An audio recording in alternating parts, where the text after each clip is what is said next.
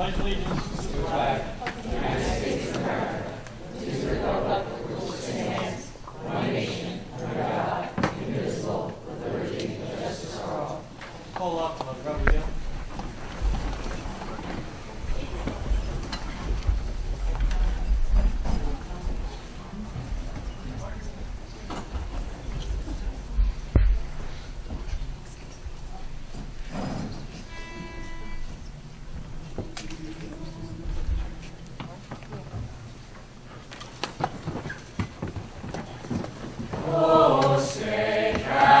See by the dawn's early light, what so proudly we hailed at the twilight's last gleaming, whose broad stripes and bright stars through the perilous fight o'er the ramparts we watched were so gallantly streaming. And the rockets dangled in the air.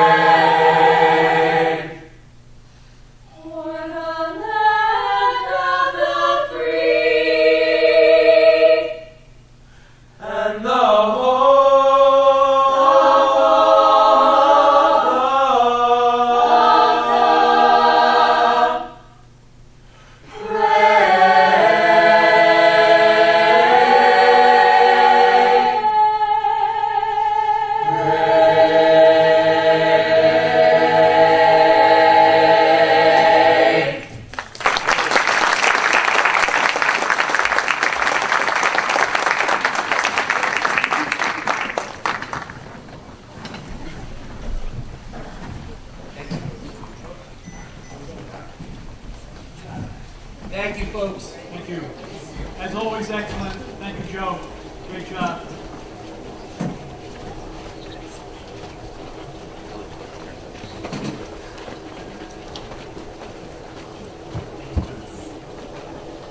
Good job, Joe. Thank you. Thanks, guys. Thank you. I'd like to thank Hal High School for having us tonight. Mr. Brogman, always a pleasure to be here at Hal High School. Okay. Pursuant to the Open Public Meetings Act, Chapter 231, Public Laws of 1975, this meeting has been duly advertised as per press, issued November 21st, 2014. All municipal clerks of the townships and boroughs within the regional high school district have been duly notified, and requirements of posting of notices have been met. Okay. We have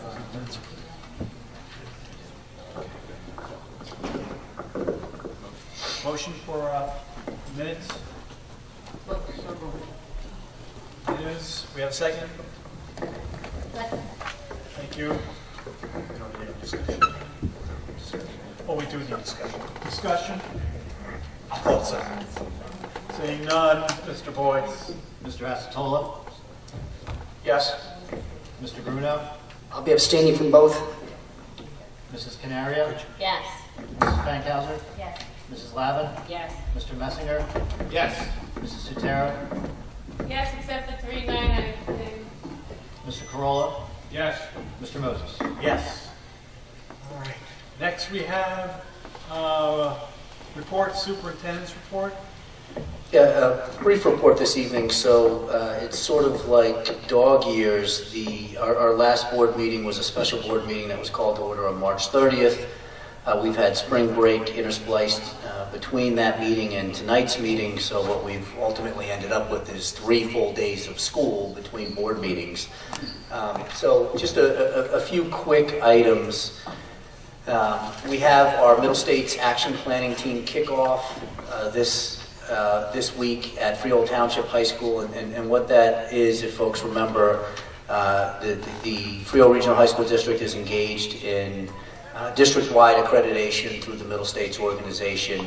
And rather than accrediting each of our individual high schools and putting them on sort of a scattershot schedule where one year one high school's up and next year another high school's up, we're doing a district-wide accreditation, which also brings an external validation team into the central office, which is something that the building-based Middle States does not do. So we've embarked on that path, and it has always been envisioned as the bridge between strategic plans. So as we're in our current strategic plan, we're coming up on finalizing year 3 of that plan. The Middle States accreditation visit is now scheduled for December 1st through December 5th of next school year, 2015. Those folks will come out. The planning process that goes into the Middle States accreditation visit, and I've got to publicly acknowledge Dr. Bleakley and Mr. Diaz, who have been shepherding this process over the course of the past almost a year now.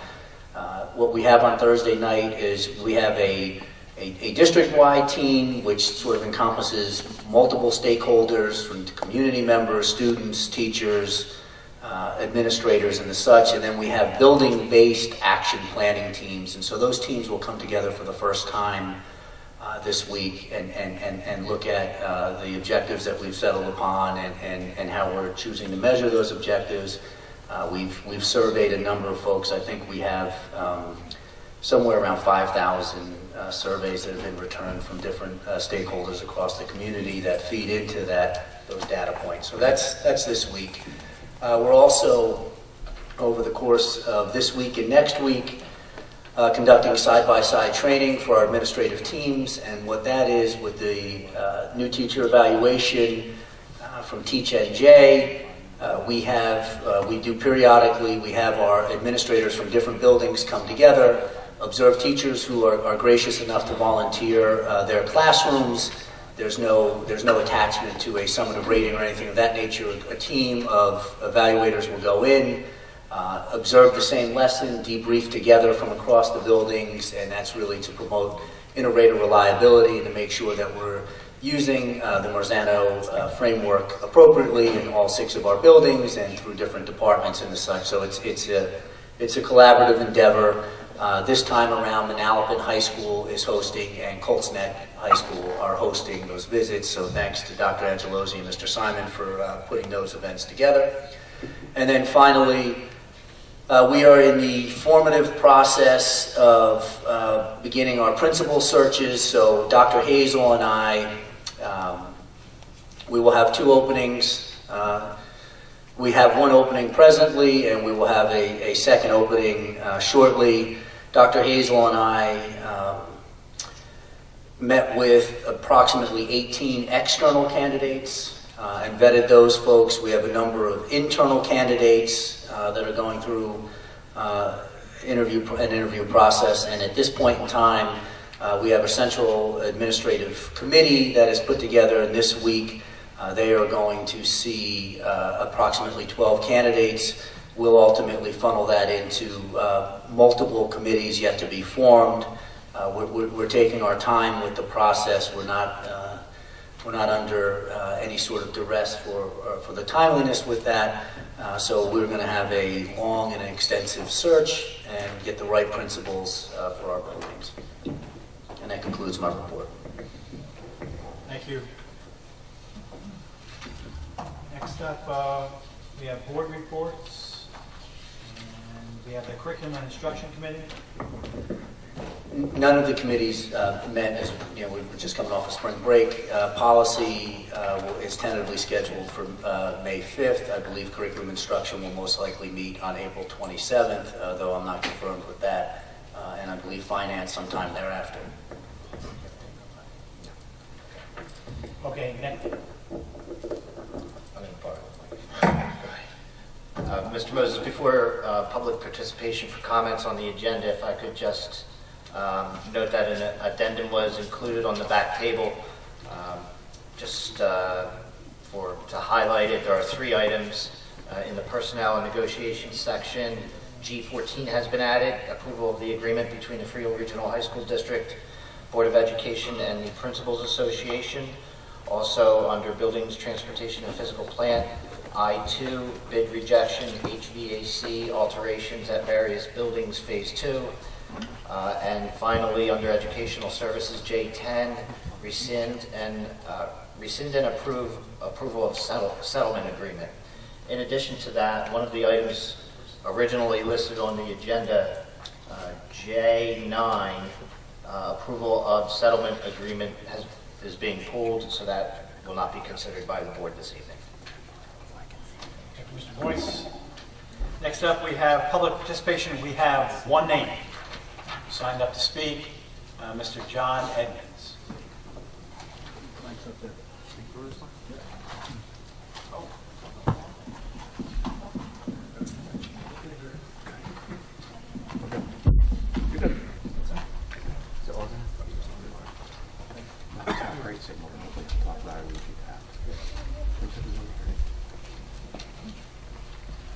Hello, everyone.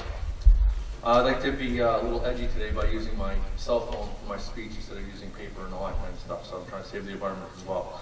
My name is John Edmonds. I live in Manalapan, New Jersey. Here as a resident, I have 3 children, 2 of which go to your schools. In the back, I have some constituents of mine. They are food service workers for the Freehold Regional High School District. And I figured instead of bombarding everybody here with 60 plus people, we decided that we'd just have a representative from each school here. We came to you guys about a year ago, and because you had changed the food service company, and we had requested and urged you guys to please hire the people that were here prior to the new food service management company. And you guys have done that for us, and we really do appreciate that everybody was able to maintain their jobs, those who actually wanted to continue to work here. So again, thank you very much for your commitment to making sure that they kept their jobs. Something that I'm not sure if you guys are aware of, and the reason why we're here today, is that since Pumptonian Inc. has taken over, we've been working diligently to try to get a contract together, and I just heard Mr. Boyce say something about getting some settlements done. And we just wanted to point out some of the things that was taking place and kind of where we are today. So since they took over September of 14, they, what they call an initial agreement, if you will, is that every employee who was working there received a 13% reduction in pay. Right now, nobody has health care coverage, which some of our people did have health care coverage. They lost up to 24 fringe days. They have no days off with pay since September of last year. They have no retirement savings. With the health care, you know, they lost their major medical coverage, the hospitalization, prescription drugs, and there's many more things that I'm not here to mention today. But basically, we feel as though Pumptonian came in and they saved hundreds of thousands of dollars off the backs of my constituents up there and all of their colleagues. You know, they work here to serve and to feed the children, the teachers, and the staff in the 6 schools. They also live in our communities, and they also go shop in the same stores and grocery stores that we shop in. They also pay their fair share of taxes, and they volunteer in our communities. And the children and grandchildren also attend the schools. And now some of them, and you know, maybe at another board meeting we have them speak, but they also have to now go to public assistance, whether it's WIC, whether it's getting food stamps. And the other unfortunate thing is with health care, that they have to go through the Affordable Health Care Act, go through the exchanges, the federal exchange. Unfortunately, some of them can't afford it, and as a result, they are either without coverage, which is very catastrophic, and now with tax implications, they're going to be penalized for not having insurance. And so, you know, we ask ourselves, is Pumptonian the kind of company that we want to have in our communities? You know, is this where we want our children to grow up and understand that companies just can come over? And I'm not talking about just not getting wage increases for a couple of years or losing a benefit here and there. Unfortunately, that's the way the world works today, and I can understand that. But those givebacks that I spoke about I personally have negotiated 15 to 20 contracts a year, and I've never had that happen to me in any of those shops. We've got 150 of them. And, you know, we ask ourselves, and we're asking you, we understand that you're the board here. We understand that there's a contract that's between the board and the food service company that is Pumptonian now. And we don't have the parameters of exactly how long it is, but we think we have an understanding by when we talk to Pumptonian what that is. And we're here basically just to say that if there's any influence that you may have with a discussion with Pumptonian, because we're still trying to work with them. And I'm letting you guys know right now that we are simply asking for a fraction of what we received a year ago, 20 years ago, and even 30 years ago. I mean, this is going back to, I don't even know what year. You know, this is just catastrophic for these people. And we felt as though, because we don't have anything in place right now, that it was better that I just speak on their behalf as opposed to having them come up and who knows what would happen to them. So, again, if there is any kind of influence that you may have, or when their contract comes up with you, if you can please reconsider them, we would definitely appreciate that. But we do want to have a fair contract. We do want to work with them. We do want to work to try to get them better benefits. So with that in mind, we appreciate your time, and thank you very much, and we hope that you take that under consideration. Thanks again. Thank you, Mr. Evans.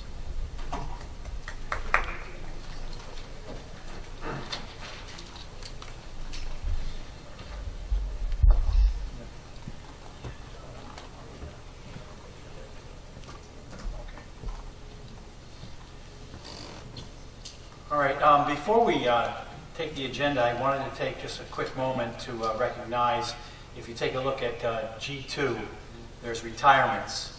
And we have Mr. Kevin Hart, Mr. Dan Nagel, Mr. John Scharf, and Ms. Jean Bale. These people have taught in this district for 34, 35, 35, and 37 years. For a long time in this district. I feel that the district itself never recognized the amount of work that some people put in. And I just wanted to let these people know who are ending their careers here in the Freehold Regional High School District that we really appreciate all that they have done and all the work they put in. So as a board, we just want to say thank you. Okay, we have the agenda which runs from G1 to K1. And I'd like to take that in one shot, if we could. Keeping in mind we have the corrections and addendums that Mr. Boyce has put in. So can we take need a motion to take the... Second. Second by Liz. Any discussion? Seeing none, Mr. Boyce? Mr. Acetola? Yes. Mr. Bruno? Yes to everything except for the addendum item 14. I'm present but taking no action. Well done. Thank you. Mrs. Canario? Yes. Mrs. Fankhauser? Yes. Mrs. Lavin? Yes. Mr. Messinger? Yes. Mrs. Sutera? Yes. Mr. Corolla? Yes. Mr. Moses? Yes. Okay. New business? Old business? No business. I just want to remind people on the board that the next board meeting, which is April 27th, will be at Township High School and will be a rather lengthy one, just so that you keep that in mind. Okay. Do we have a motion for close the meeting? Motion. Thank you, Liz. Second. Thank you. Sam? All those in favor? Aye. All right. So shall you say, so shall it be written. Thank you for coming.